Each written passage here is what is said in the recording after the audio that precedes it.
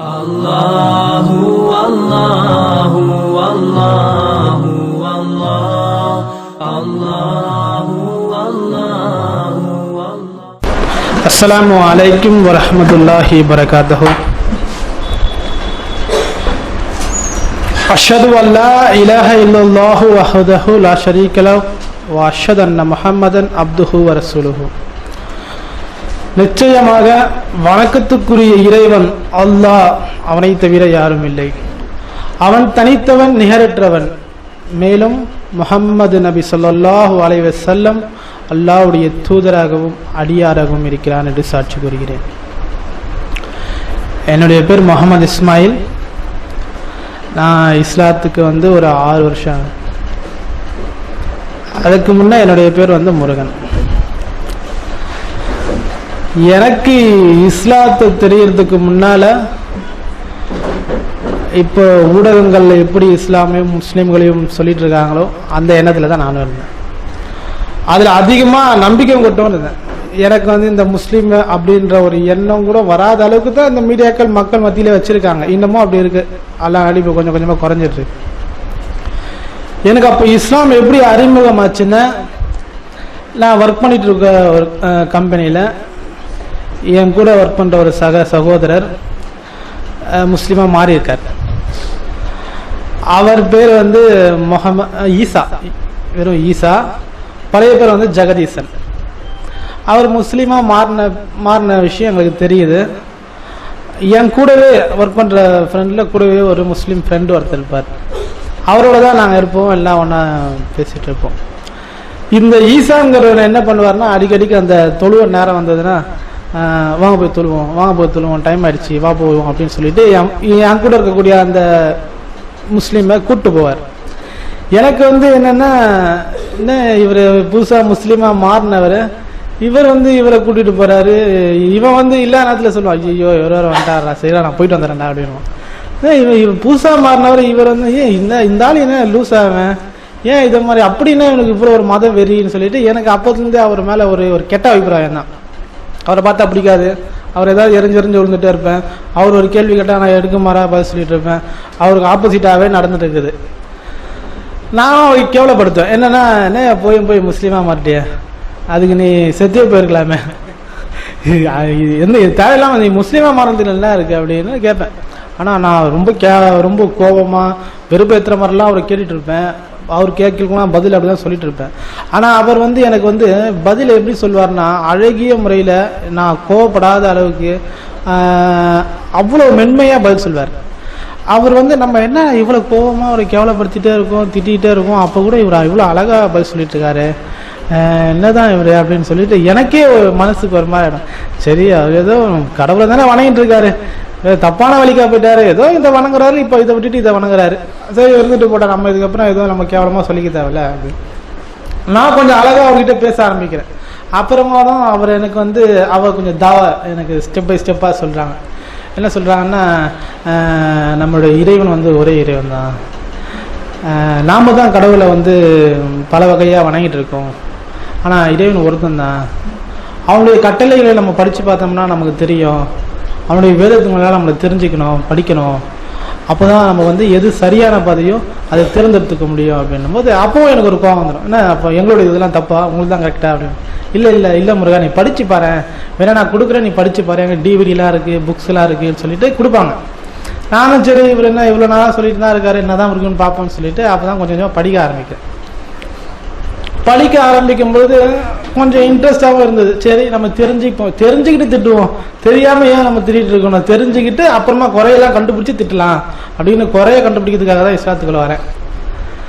அப்போ அவர் என்ன ஆயிடுச்சுன்னா, அந்த படிக்கக்கூடிய கொஞ்சம் நேரத்தில் நான் அந்த ஆஃபீஸ் விட்டு ரிசைன் பண்ணிடுறேன். ரிசைன் பண்ணிவிட்டு வீட்டில் இருக்கேன். அப்போ தொடர்பு ரொம்ப கட் ஆயிடுச்சு. எப்பயோ ஒரு முறை பார்க்குற மாதிரி ஆயிடுச்சு. அப்போ எனக்கு ஒரு ஆசை, சரி அந்த வேத புத்தகங்களெல்லாம் வாங்கி படிக்கணும் அப்படின்னு ஒரு ஆசை. பைபிள் கிடைச்சிரும், யார் கேட்டாலும் கொடுத்துருவாங்க. பக்கத்தில் நிறைய கிறிஸ்டின்லாம் இருக்காங்க, ஃப்ரீயெல்லாம் கொடுக்குறாங்க. இந்த பகவத்கீதை, இந்த புராணங்கள் கூட கடையில் லைப்ரரியில் போய் வாங்கிக்கலாம். இந்த குரானை எங்கே போய் வாங்குறது, முஸ்லீம்கள்லாம் என்ன சொல்லுவாங்களா, உள்ளே போனால் சேர்ப்பாங்களா, ஆனால் பார்க்குறதுக்கே பயமாக இருப்பாங்களே இது எங்கே போய் வாங்குறது அப்படின்னு எனக்கு அது வரை தமிழ்லாம் இருக்குமா, அது வேற நிறைய சந்தேகம். ஆனால் அப்படி ஒரு சந்தேகம் எப்போ நான் வேதங்களை படிக்கணும், இறைவனுடைய வார்த்தையை தெரிஞ்சுக்கணும்னு ஒரு எண்ணம் வந்ததோ, அப்போ திரும்பவும் ஈசாவை எனக்கு காண்டாக்ட் ஆகிறாரு, பேசுகிறாரு, இது மாதிரி படிக்கணும்னு ஆசையாக இருக்குன்னா உடனே எனக்கு இது ரெண்டு, இந்த பைபிள் வந்ததோ புராணங்கள் வந்ததோ வேதங்கள் வந்ததோ, குரான் கையில் வந்துச்சு. எல்லாம் வந்து ஃபஸ்ட்டு அந்த குரானை என் கையில் கொடுத்துட்டான். இதெல்லாம் நான் திறந்துட்டு படிச்சது இல்லை, வீட்டில் பைபிள்லாம் இருக்குது, அதெல்லாம் திறந்தா தூக்கம் தான் வரும், அந்த அளவுக்கு இருக்கும் அதில் வார்த்தைகள்லாம். ஆனால் அந்த குரானை நான் படிக்கிறேன், முழுதாக படித்து முடிக்கிறேன். ஒரு மாதத்தில் அந்த முழு குரானையும் படித்து முடிக்கிறேன். அல்லாஹ்வுடைய மிகப்பெரிய அற்புதம் என்னென்னா, என் மனசில் வந்து இந்த என்னுடைய சின்ன அந்த பருவம் அடைந்த வயதுலேருந்து இது வரைக்கும் இறைவன் பற்றிய அந்த சிந்தனையில் இருந்த ஒரு 7-8 கேள்விகள் எனக்குள்ளே இருந்த கேள்வி, அந்த கேள்விகள்லாம் வந்து திருமறை குரான் வந்து பதில் சொல்லுது. நான் அதை படிச்சுட்டு வரும்போது ஒரு 6-7 இடத்துல இதை நம்ம வந்து மனசில் வச்சுருந்தோமே, அந்த கேள்வி இதுக்கு பதிலாக வருது, இதெல்லாம் நம்ம தேடிட்டு இருந்தோம், இப்படி வந்திருக்கேன்னு சொல்லிட்டு ஒரு 6-7 இடத்துல எனக்கு பதில் குரான் மூலமாக கிடைக்கும். அதில் ஒரு 4-5 இடத்துல நான் அழுகுறேன், இப்படி ஒரு வார்த்தை இருக்க, இவ்வளோ கரெக்டாக எப்படி சொல்ல முடிஞ்சதுன்னு சொல்லிட்டு அந்த குரானை படிக்கும்போது எனக்கு வந்து இன்னும் இஸ்லாத்தை பற்றி தெரிஞ்சுக்கணும் அப்படின்னு சொல்லிட்டு அந்த சொல்லும் பொழுது இந்த ஜாக்கிர் நாயக் டிவிடிலாம் கொடுக்குறாங்க, புத்தகம்லாம் கொடுக்குறாங்க ஈசாவை. அதை வாங்கி நான் பார்க்குறேன். இது இந்து சமயத்திற்கும் இஸ்லாத்துக்கும் இடையே உள்ள ஒற்றுமைன்னு சொல்லிட்டு ஒரு டிவிடி. அந்த டிவிடியை போட்டு பார்த்தேன், கம்ப்ளீட்டாக வாஷ் அவுட் ஆகிடுச்சு. ஓ, உண்மை இதை தான், நம்ம உண்மையை தெரிஞ்சிக்காமல் இருந்துட்டோம், நம்ம எது கரெக்டோ அது தெரியாமல் தவறானதை பண்ணிகிட்டு இருக்கோம், நம்மளுடைய வேதத்தை கூட நம்ம முதல் பின்பற்றாமல் தான் இருக்கோம், அதை பின்பற்றினா கூட ஒழுங்காக இருப்போம் அப்படின்றது தெரிய வருது. ஏன்னா எல்லா வேதங்களிலும் ஒரு இறைவனை தான் சொல்லப்படுது, சிலை வணக்கம் இல்லைன்னு தான் சொல்லப்படுது, உருவ வணக்கம் செய்யக்கூடாதுன்னு சொல்லப்படுது, பிறப்பின் அடிப்படையில் வேற்றுமை இல்லைன்னு சொல்லப்படுது. இதெல்லாம் பார்க்கும்பொழுது என்னென்னா அப்படி ஒரு ஆச்சரியம். அப்போவே நம்ம வந்து இதுதான் சரி, நம்ம இஸ்லாத்தை தான் நம்ம பின்பற்றணும் அப்படின்னு சொல்லிட்டு ஈசாபாய் மூலமாக வந்து ஃப்ரெண்டுங்க ஒரு பள்ளிக்கு போயிட்டு களிமா சொல்லி இஸ்லாத்துக்குள்ளே வரேன். இஸ்லாத்துக்குள்ளே வந்த பிறகு தான் எனக்கு என்னென்னா, நம்ம வந்து இந்த மக்களுக்கு, என்னுடைய மக்களுக்கு நான் எடுத்து சொல்லணும், என்னுடைய சொந்தக்காரங்க இருக்காங்க, சகோதரங்க இருக்காங்க, பக்கத்தினர் இருக்காங்க, இவங்களுக்காக நம்ம எடுத்து சொல்லணும்னா நமக்கு அதில் ஒரு போதுமான அறிவு இருந்தால் மட்டுமே சொல்ல முடியும் அப்படின்ட்டு இந்து சமயத்தை பற்றும் எனக்கு இந்த கிறிஸ்தவ சமயத்தை பற்றியும் கொஞ்சம் தெரிஞ்சுக்கணும் அப்படின்ட்டு ஒரு ஆசை. இந்து சமயத்தை பற்றியும் நிறைய இந்த புராணங்கள்லாம் எடுத்து படித்தேன். அப்புறம் அந்த வேத குறிப்புங்கள்லேருந்து அதிலேருந்து இடத்துல நிறைய படித்தேன். அதை பற்றி நிறைய தாவா டிவிடிஸ்லாம் போட்டாங்க, அதை படித்தாலே போதும். அதெல்லாம் எடுத்து படிக்கும்பொழுது எனக்கு அதில் நிறைய இன்ஃபர்மேஷன்லாம் கிடைச்சிது. அதை உங்ககிட்ட நான் ஷேர் பண்ணுறேன். என்னென்னா, இப்போ இந்து சமயத்தில் பார்த்தோம்னா 3 கடவுள் சொல்லணும், படைப்பவன், காப்பவன், அழிப்பவன். பிரம்மா, விஷ்ணு, சிவன். பிரம்மா வந்து படைப்பவர், விஷ்ணு காப்பவர், சிவன் அழிப்பவர் சொல்லிட்டு ட்ரினிட்டி, திரித்துவ கொள்கை. இந்த கொள்கை வந்து நம்ம இஸ்லாமிய அடிப்படையில் பார்க்கும் பொழுது எல்லாமே ஒரு காலத்துக்கு காலம் மாறி திரிஞ்சு, அதாவது அது எக்ஸ்ட்ராவாக மாறி குழப்பி உருவாக்குனதாக தான் தெரிய வருது.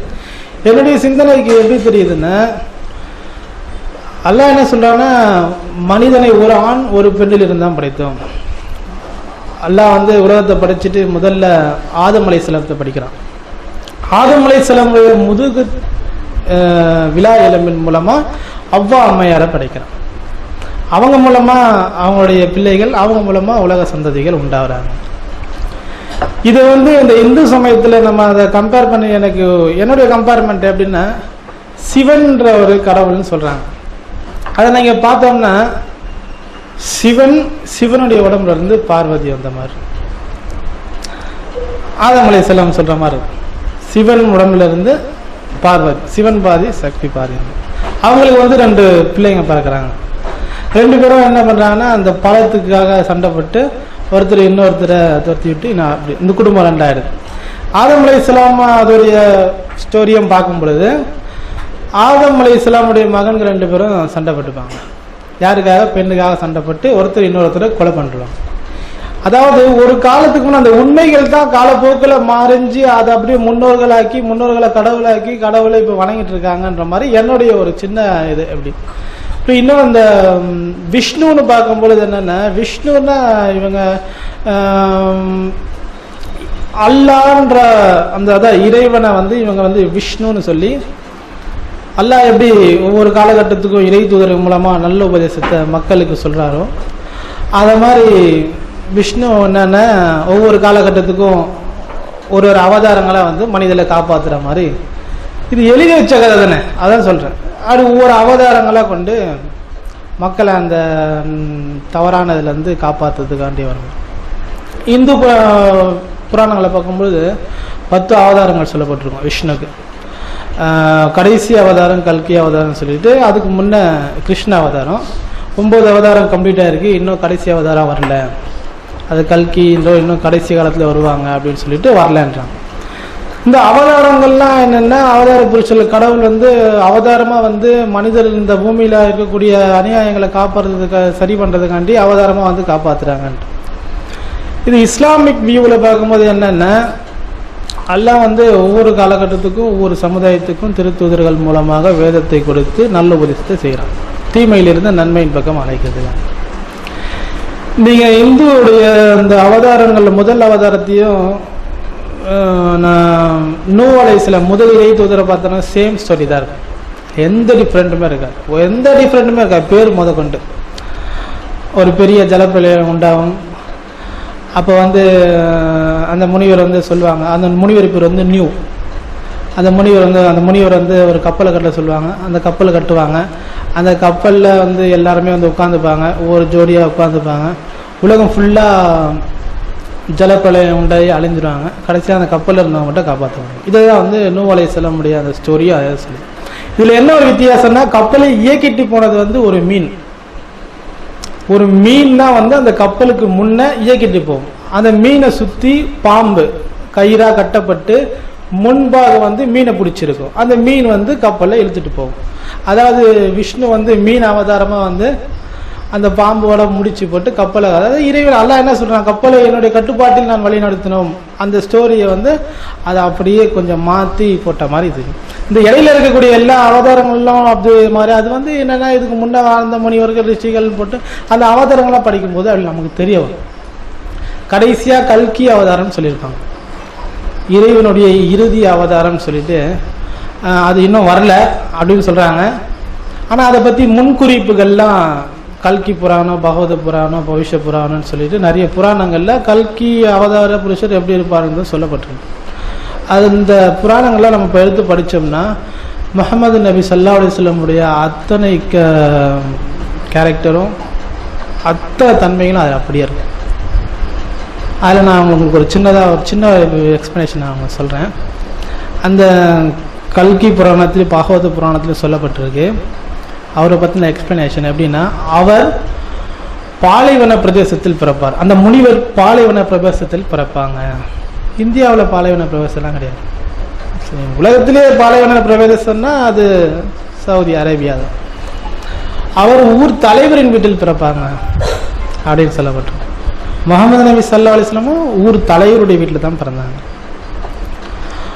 அவருடைய தாய் பெயர் வந்து சுமதி, தந்தை பெயர் விஷ்ணு யாஷ். முஹம்மது நபி ஸல்லல்லாஹு அலைஹி வஸல்லமுடைய தாய் பெயர் அப்துல்லா,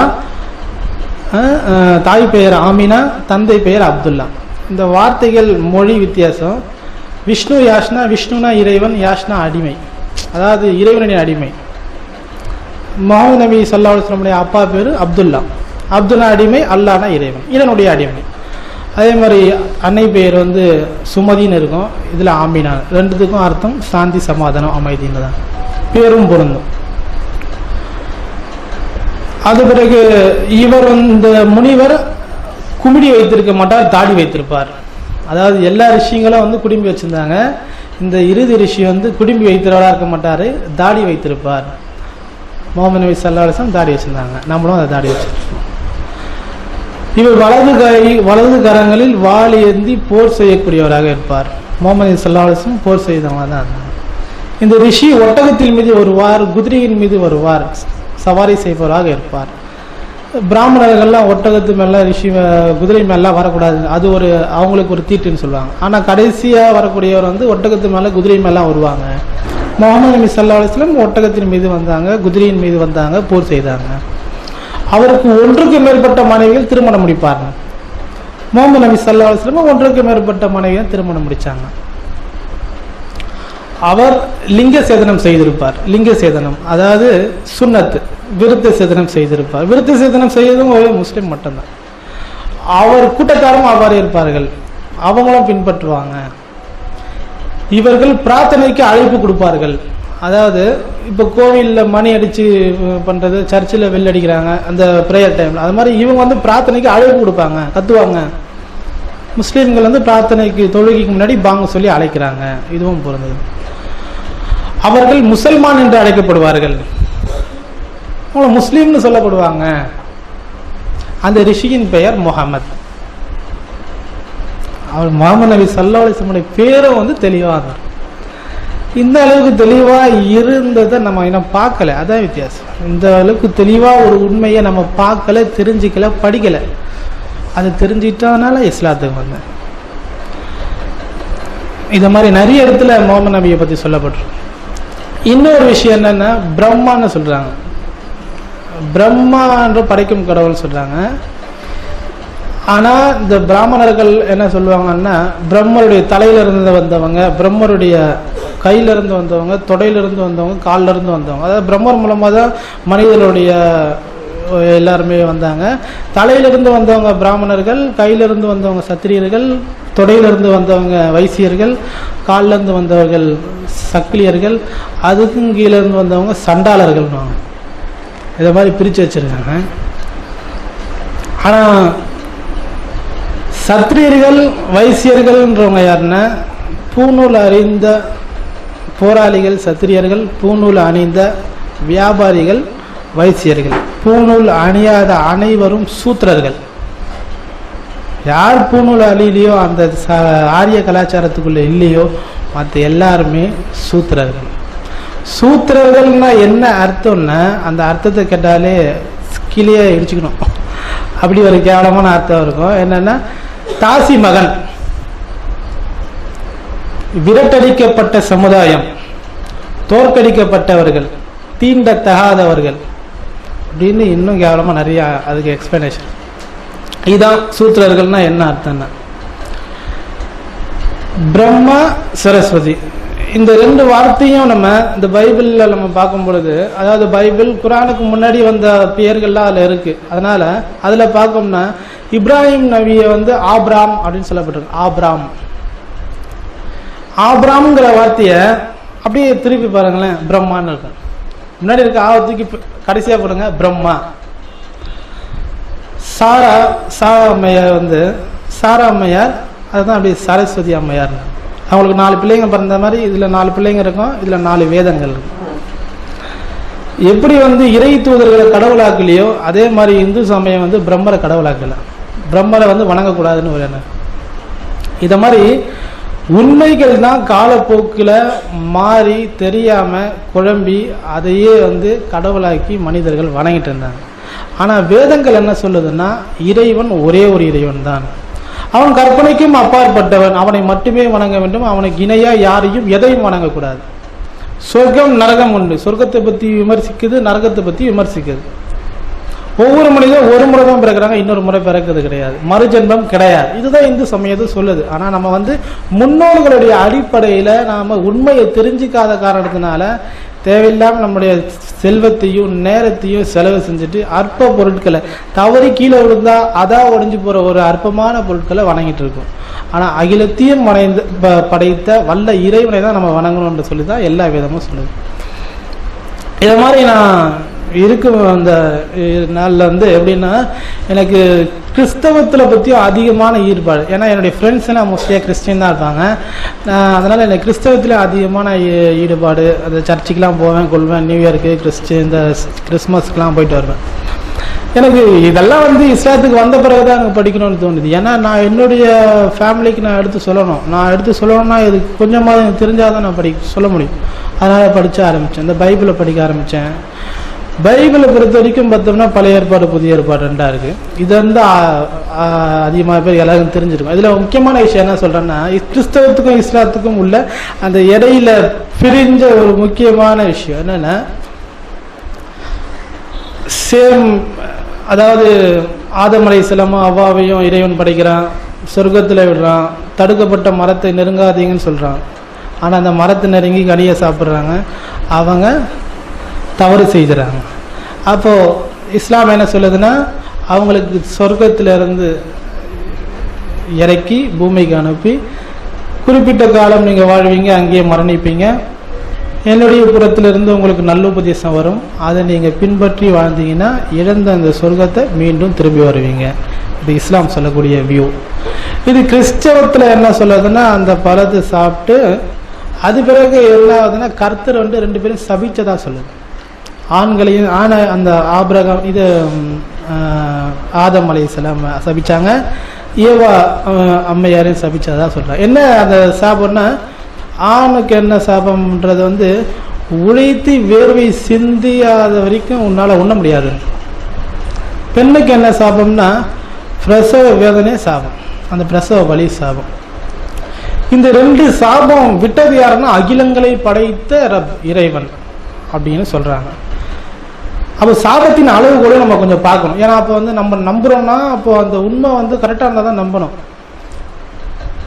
ஆதம் அலைஹிஸ்ஸலாமுடைய ஒட்டுமொத்த சந்ததி தான் உலகத்தில் இருக்கக்கூடிய ஆண்கள். எல்லா ஆண்களும் உழைத்து தான் சம்பாதித்து சாப்பிட்றாங்களா, இல்லை அதிகமாக உழைக்கிறவங்க தான் அதிகமாக சாப்பிட்றாங்களான்னு பார்த்தோம்னா அப்படி கிடையாது.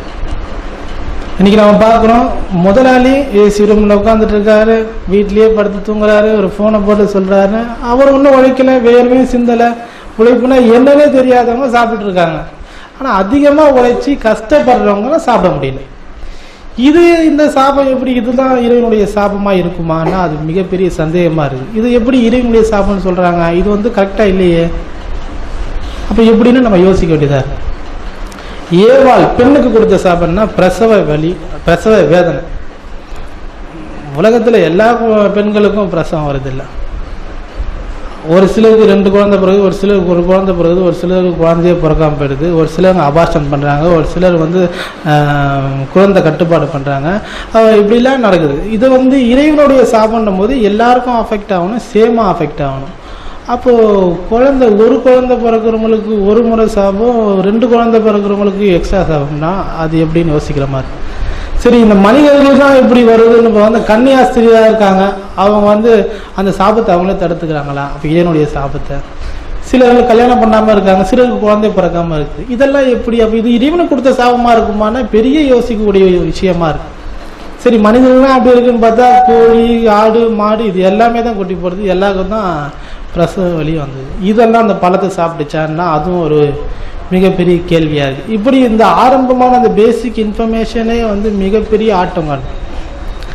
இந்த சாபத்தின் அளவுல தான் ஒட்டுமொத்த மனிதர்களும் சாபத்தோடு பிறக்கிறாங்க. அந்த சாபம் வந்து விமோச்சனமானாதான் சொர்க்கத்துக்கு போவாங்கன்னு கிறிஸ்தவம் சொல்லுது. அந்த சாபம் விமோச்சனமாகணும்னா பரிசுத்தமான ஒருத்தரை பலி கொடுக்கணும். ஏன்னா பிறக்கிறவங்க எல்லாருமே சபிக்கப்பட்டவங்களாயிட்டாங்க. அப்போ பரிசுத்தமான ஒருத்தரை பலி கொடுத்தா தான் அந்த சாப விமோச்சனமாகும். பரிசுத்தமானவர்னா எப்படி இருக்கணும்? அப்போ வந்து இயேசு கிறிஸ்து தந்தையின்றி பிறந்துட்டாங்க. அப்போ அவருக்கு அந்த சாபம் இல்லை, அவர் அந்த மனித தன்மையில் இல்லை. தந்தை இருந்தால் தானே அந்த சாபத்துக்கு சாபம் வர முடியும். தந்தை இல்லாமல் இவர் அற்புதமாக பிறந்துட்டாங்க. ஏன்னா இப்போ தந்தை இல்லாமல் பிறந்த இப்போ அரிஸ்டேட் தேரின்னு சொல்லுவோம். அரிஸ்டேட்ன்ற ஒரு விஞ்ஞானி அந்த காலத்தில் அவர் கொடுத்த அறிக்கை என்னன்னா, ஆணுடைய விந்தன் மூலமாக தான் குழந்தை உருவாகுது, பெண்களுடைய கர்ப்பப்பைன்றது ஒரு தங்க வைக்கக்கூடிய இடம், பெண்களுக்கும் குழந்தைக்கும் எந்த வகையிலும் சம்மந்தம் இல்லை. இந்த அரிஸ்டேட் தேரியை தான் நம்பிட்டு இருந்தாங்க. ஆனால் இப்போ நவீன விஞ்ஞானம் என்ன சொல்லுதுன்னா, ஆணுடைய விந்து துளியிலிருந்து பெண்களுடைய சினை முட்டை கருவும் ஒன்று சேர்ந்தாதான் குழந்தை பிறக்கும். அப்ப இயேசு கிறிஸ்து வந்து ஆண் துணையின்றி பிறந்திருந்தாலும் மரியம் அம்மையாருடைய கரு முட்டையும் சேர்ந்துதான் அவர் பிறந்திருப்பாங்க.